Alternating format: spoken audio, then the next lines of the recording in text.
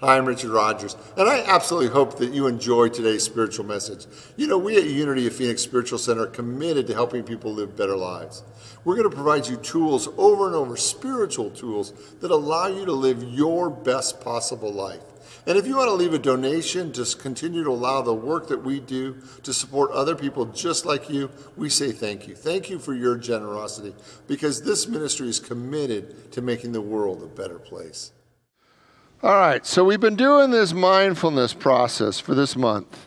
And this is the 4th week, and we began with this idea that smiling could be spiritual practice. And I really want you to see, if you haven't already had the experience of choosing to smile when you didn't want to. Has everybody had that experience at least once this month? Where you actually got to practice smiling. And it wasn't one of those, fake, I really hate you, but I'm going to smile anyway experience. Really, it's that spiritual mastery that says, oh, I really have dominion over how I react to everything. Right? That I really have spiritual dominion, and I get to choose how I respond in this moment, and I choose to smile. Because sometimes we want to be a victim. Does everybody have a favorite place to be a victim? Right? And if you're a victim, then you get to react in any way you want because, I'm a victim because they did this to me or they're acting this way and I'm a victim. So now I don't have to smile. I don't have to be polite because I'm a victim. And when you're a victim, all bets are off. Right? You get to just act like any 5-year-old because you feel like you're a victim. Right? So when we really move into mindfulness, the first step is really just practice smiling. That I want to be in charge of my experience. I want to be in charge of what my face does. Because if I can't be in charge of my face, how am I ever going to be in charge of anything? Right? So everybody just practice smiling one more time just for grins. Right? And it's just it's hard to smile and not get happy. Right? It just is. So first week we really worked on smiling. So we worked on smiling just as a general practice. We worked on smiling to people around you, actually engaging people around you with a smile. And then I said the master level was when you smile and actually say hello. Right? So then we worked then the second week we worked on breathing. And you wouldn't really think you'd have to work on breathing. Right? That we all breathe, but we don't always breathe conscious. We don't always aware that how deep or how shallow we're breathing. And the idea was to breathe deeper. And the idea, I breathe in. And this is the hardest part for me, is my hand gestures. My hands and my breath apparently are not on the same page. So that's my Zen place, is to breathe in. I breathe in, I breathe out. I breathe in, I breathe out, right? Just to become conscious of our breath. And then last week we focused on moving into the moment. That in the moment is the infinite. Like if we're focused on the future or the past, there is no possibility of transformation there. If we stay in the moment, everything that God is 100% available to us, right? But if we move out of the moment, now we're having to take everything on a degree of thought instead of being in the moment. So in the moment, everything is available. Do you understand what I mean by that? Like the infinite is only available in the moment. In the moment, do you have everything you need? Do you have everything you need right now? That's a question. Do you have everything you need right now? In this moment, do you have everything you need? Now, does your mind always tell you that you have everything you need in the moment? No. Usually what our mind is saying is, I need this, or this isn't right, or this person's just definitely not right. So, but when we move into the moment, right, we have access to the infinite because everything is provided in the moment. And now we're going to talk about thinking less. Okay? And this is the 4th step in the mindfulness training, is that we practice thinking less. I I write all my talks, what I'm going to talk about, and I've got them all down for the year. And this one, my penmanship was so bad when I wrote it down that I thought I wrote down thankful. And so I gave that to Craig as the talk title for tonight is thankful, but it was really think less. And so both the songs are beautiful and thank you. And they're about, well, I am very thankful, right? But it's actually about thinking less. Now, does everybody have a friend or a child that talks incessantly? Right? That is just constant words coming at you. Now, you would think, because I make my living with words, that I would want to talk all the time. No.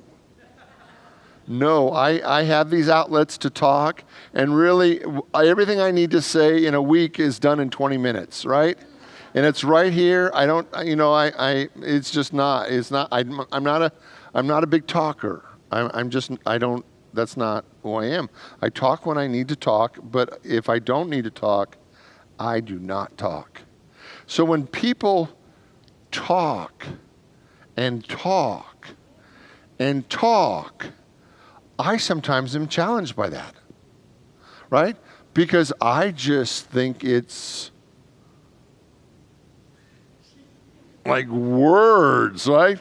Like that's not, like I can say my whole week in 20 minutes and then I'm good for the whole week, right? It's like, I can say it, right? So what I want to talk about tonight, right, is how many times in your life is the person that's talking way too much happening in your own head?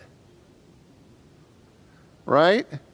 Because what appears, if we're going to fully move into this living in the mindfulness, is how often we are self-barraging ourselves with this constant verbal assault, so that we talk internally to ourselves over and over again, and we give ourselves so many words and so many thoughts that we never really feel our own soul. Because we have this little internal Howard Cosell, right? Who is given the play-by-play of our day, right? Ooh, he turned left. He should have turned right. That's going to cost him in the championship, right? There's this idea that we have this internal thought process going on that for most of us has never been checked. That we think these thoughts constantly, so often, so regularly, that we actually begin to believe our own thoughts. And this whole mindfulness thing is about what happens when you get internally quiet. Because there's really two ways to deal in life, right? There's to have the thought of, have all the life experience through thoughts and words, and have, and many times in the Eastern way of thinking, it's considered like a waterfall, right? And there's this waterfall of words, these waterfalls of thought. And these waterfalls are just constantly bombarding us with all these thoughts, with all these words, with all these ideas, right? But they teach in the Eastern way of thinking that through prayer and meditation, you can actually slow the waterfall down to one drop at a time. And then depending on who your teacher is, there's this idea that underneath it, behind the waterfall, anybody ever seen a Tarzan movie? Every Tarzan movie, not that I've seen a lot lately, but when I was a kid, I used to love Tarzan movies, right? Tarzan movies are the old black and white Tarzan movies. Nobody remembers those? Oh, yeah, the old black and white Tarzan movies, There was always a scene where Tarzan went behind the waterfall. There was always this magical place where he stored his elephant or whatever behind the waterfall, right? And so this idea, from a spiritual point of view, is that when we slow the thought process down, there's this treasure behind the waterfall that we never really get to know until our mind gets quiet. And so all of the things that we practice in mindfulness are about getting us to the point where our mind becomes quiet and we can see the treasure, which is our own soul. It's really the experience of life. See, there's really two ways to do life. There's the constant word, thought, experience, or there's actually the experience. And what happens is, believe it or not, most of us are not really having the experience we're having. We're having the discussion about the experience. And there's something radically powerful that happens when you actually quiet your mind so that you can just be in the experience. And it's like, wow, this is a great day. Right? When I'm not judging it, when I'm not upset about it, when I don't have expectations that it should be different, when I move all the way into the experience and quiet my mind, I actually can feel the presence of God, that God is a constant source, a constant presence in my life, that if I'm always internally talking, I miss. So what if we just become internally quiet? If we become internally quiet, do we become more present in the moment? Yes. Do we become more aware of what's going on around us? You know, Eckhart Tolle talks about the idea that you can only have one thought at a time. And he talks about a garden hose and the idea that there's this constant stream of thought going through our life all the time, but it's like this garden hose of the rush of thought. He said, but an experience is actually different. Because an experience you can have at multiple levels all in the same time. And the best moments of your life, I guarantee it, you were not thinking about them. The best moments in your life, you were just in the experience fully and completely. You weren't commentating the experience. You were just in the bliss of the experience. And so tonight, my job is to get us kind of out of our crazy mind long enough, out of the incessant words and thoughts that we use, and actually get to a place where we are so quiet we can feel the presence of God. Because from that place, we can get to ecstasy. Literally, we can get to ecstasy. But we have to learn how to still our mind to the point that our soul moves into rapture. So I'm going to tell you what your homework assignment is right now. You ready? Your homework assignment is for 3 weeks, I want you to have a quiet mind. And you think, I can't even get through 10 minutes. Well, I want you to practice for 3 weeks, this idea of 3 weeks, right? Because once we integrate it for anything for 3 weeks, it becomes a habit. And I want a quiet mind to be a habit so that you can experience the ecstasy of God. Right? How many of you have ever lived month after month or year after year in a level of anxiety? Anybody ever been in that place? Right? Now, I want you to see that all of that anxiety was driven by thought. Now you may say, well, it wasn't really thought. It was because I couldn't pay my bills, or I didn't know if my partner was going to be okay, if I was going to lose my job. And what I want you to see is all of that isn't really about the experience. It's about your thoughts about the experience.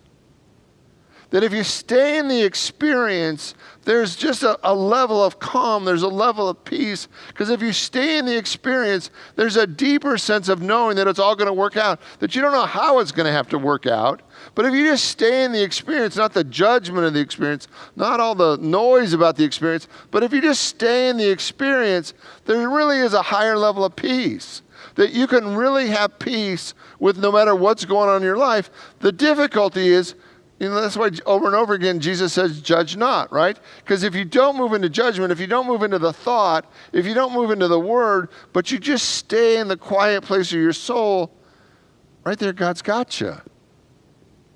So tonight, I'm going to invite you to spend 3 weeks without words. Now, you get to talk and you get to think, but I don't want thinking to be your dominant reaction to life. I want you to actually only turn on the computer when you need to use the computer.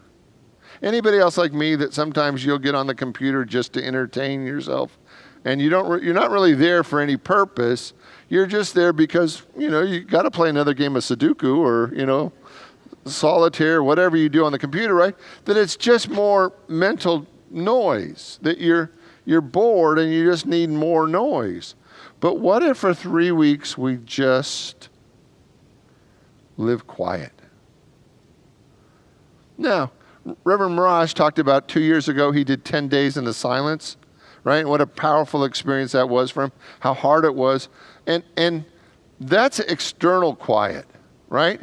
Because in the spiritual practice, if you create enough external quiet, the idea is you're going to get to internal quiet. But you can actually get to internal quiet even in the loudness of life. And that's where we're going. For 3 weeks, I'm going to give you 3 ways to check your thinking. Now, you don't have to do it, but I invite you to just see how much easier it is, how much less stress and anxiety and fear and upset there is when you're not judging and thinking about everything and you just stay in the experience. Because over and over again, if you look at Scripture, Jesus said just to be in the experience.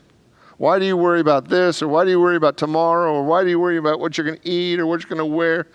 Tomorrow will take care of itself.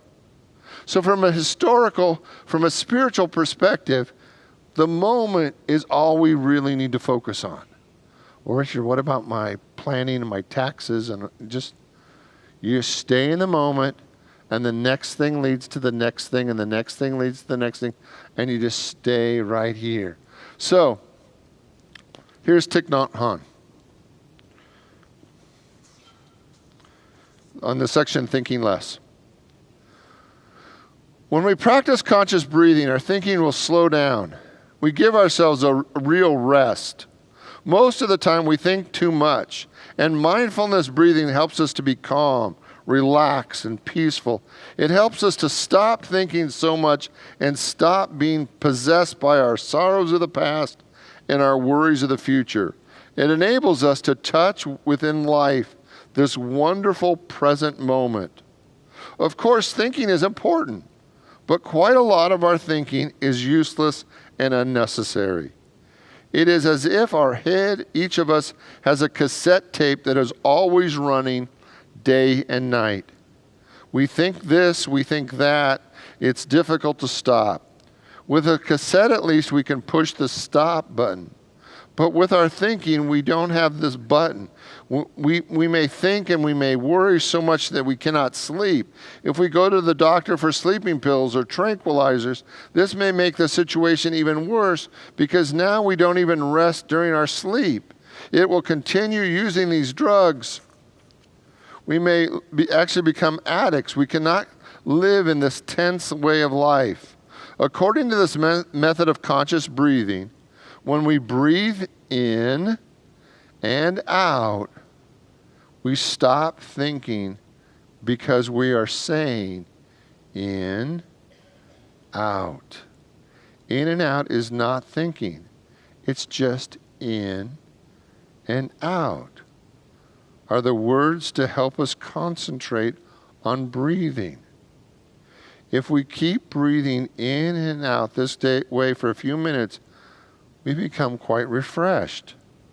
We recover ourselves and we can encounter the beauty of things all around us in the present moment. The past is gone. The future is not here. If we do not go back to ourselves, if we do not go back to ourselves in the present moment, we cannot touch life. When we are in touch with life, we feel refreshed, peaceful, the healing elements within ourselves and all around us. We learn how to cherish and protect these things and to make them grow. These elements are peace are always available to us at any time, right? So the idea is when you notice that you're thinking and your thinking's too busy, right? Mindfulness just says in, out. Let's do that one more time. In, out. And notice what happens to the room when I just say in and out. It's like the whole room just settles. Like there's a deeper place just from focusing on your breath. Just thinking in, out. In, out. Okay? So in mindfulness, it's all about the breath. But it's not the only way to take control of your thoughts. And we had Byron Katie here a few weeks ago, a month ago. How many of you have ever done Byron Katie's work? Right? Byron Katie's work is about 4 questions. And what she does is she uses thought to confront thought. Right? She asks you to use the power of thought to confront your own crazy thinking. Now, when I say crazy thinking, I'm not talking about diagnosable crazy thinking. I'm talking about most levels of crazy thinking, right? All right. So her 4 questions, and if you've never read her work, please do. The 4 questions are, is it true? So if you're having a thought, whatever that thought is, the first thing she suggests that you do is ask yourself the question, is it true? Because do your thoughts always feel true? Yeah. We think our thoughts are true. We believe in them, too. Can you absolutely know that that thought is true? Well, no, I can't absolutely know that that thought is true, but it feels true. It should be true. I think it's true. If I was king of the world, it would be true. The third one, how do you react? What happens within you when you believe that thought? Well, what happens within me when I believe that thought is I get upset. I get anxious. I get fearful. And then 4, who would you be without that thought? I'd be a Zen master. Right? I'd be peaceful beyond peaceful. And so what she invites us to do is actually confront our thoughts with a level of logic that most of the time our thoughts can't hold up to, right? So she wants us to use thought to confront thought, and in the confrontation, it actually leads to a place of non-thought. I got another one. And this one I've taught before. I've taught it for years, right? And this is my favorite one. This is giving your thoughts the hand. You know what I'm saying? Anybody ever done that to you? Have you ever talked to the hand? So this is the most confrontational I think you can be with your own thoughts, right? And so every time you notice you're thinking about anything, that you're no longer in the experience, you're no longer walking down the street, or you're no longer driving, you're thinking about this, or you're thinking about this, or how they did this, or how dare they act like that, or who do they think they are. Whenever you notice that you're in thought, you say to yourself, doity, doity, doity. Will you say that with me? Doity, doity, doity. Now, what does that mean? God only knows, all right? So it doesn't mean, it's nonsense, right? It doesn't mean anything. And the idea is we think our thoughts mean something, right? But what you're going to do is every thought that you notice that you're thinking, you're really going to just say, talk to the hand, right? And the way that you're going to say that to yourself is just say it with me, doity, doity, doity, doity, doity, doity. Now, if you do this for 3 weeks, every time you notice yourself thinking, there's a moment where your thoughts give up. It's like, what's the point? If he's just going to keep confronting me every time I think, why would I go? And I know that I had reached inner peace when I woke up from a dream saying, doity, doity, doity. That it integrated into my soul that even during dreams, I wasn't letting myself have judgment, right? That there was just no room anymore for judgment. And the anxiety, there's no place. Without thought, there is no anxiety. Right? There is no drama. Once your mind becomes quiet, there's only God. There's only good. There's only your soul. There's only the moment. There's only sunshine and walks on the beach, because the moment your mind gets quiet, you're not arguing with life anymore. So let's try this. Doity, doity, doity. Now, here's the challenge. I want you to pick one of those and actually do it for 3 weeks. Now, if you pick a different one every day, you're not going to go deep enough to actually have it have an impact on your life. Does that make sense? That I want you to pick one idea, one of these practices, and if you've got a practice that's not one of these 3 that you think's better, it's not, but go ahead and try it. That's a judgment. I'm man enough to own that one, right? I want you to pick one of these practices, and for 3 weeks, I want you to stay engaged that you could actually live without thought. Now, if you need to think about balancing your checkbook, great. Then balance your checkbook and then stop thinking. Because you probably don't walk around with your calculator always turned on so you can check your numbers. You solve the problem and then you turn it off. And that's what I want you to do for your brain. I want you to use it when you need it, but I want it to be quiet and resting the rest of the time. So let's try number 3. Doity, doity, doity. I want you to try it one more time. Doity, doity, doity. How dare that she would do that to me? Doity, doity, doity. Don't I look great in this outfit? Doity, doity, doity. Can you believe what they're doing on TV now? Doity, doity, doity.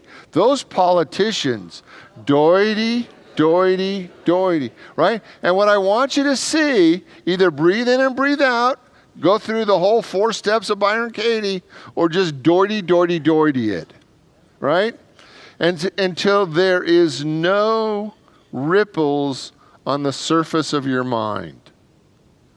Until your mind has got to the place of quiet. So for the next 3 weeks, your job is to see how little you can think. Now, have you ever judged somebody else that they were spending way too much time not thinking and maybe they should think a little bit more? Right? So you're really going to get an opportunity to look at your own arrogance, right? Right? Because, we think we're so smart, right? And the smarter we are, sometimes the more difficult it is to get to a quiet mind. Because we get so impressed with our own thoughts. But what would happen if for 3 weeks your only job was, say it with me, doity, doity, doity, doity, doity. And what if there was a moment when there was actually internally quiet? The traffic could be just as bad as it always is. Your parents or your kids or your neighbor could be doing whatever they're doing. Your spouse might be reacting to this or to that. And you just are still. Doity, doity, doity. It will change your life. Because I guarantee 99% of the anxiety you have in your life is driven by your own thoughts, your own judgments, your own expectations. And we're going to just shut that thing down for 3 weeks to see if everything in your life doesn't get a little bit easier. Because most of us thought that living the spiritual life was learning how to think spiritually. The reality is we've come as far as we can thinking spiritually. The next real spiritual step is when you learn to turn it off and feel the glory of God that's all around you. Are you willing to try? Come on, pray with me. I invite you to open your mind, your heart, your soul to the activity of God that is right here, right now. And that for the next 3 weeks, we're just going to get quiet. We're going to get still. And feel God right where we are, wherever we are, that God is right there. That we don't need to figure out one more thing. And if we do, we think about it, and then we turn it off. And we go back to quiet. We go back to stillness. We breathe, and we feel the glory of God. In the name and through the power of the living Christ, we give thanks. And so it is. Amen.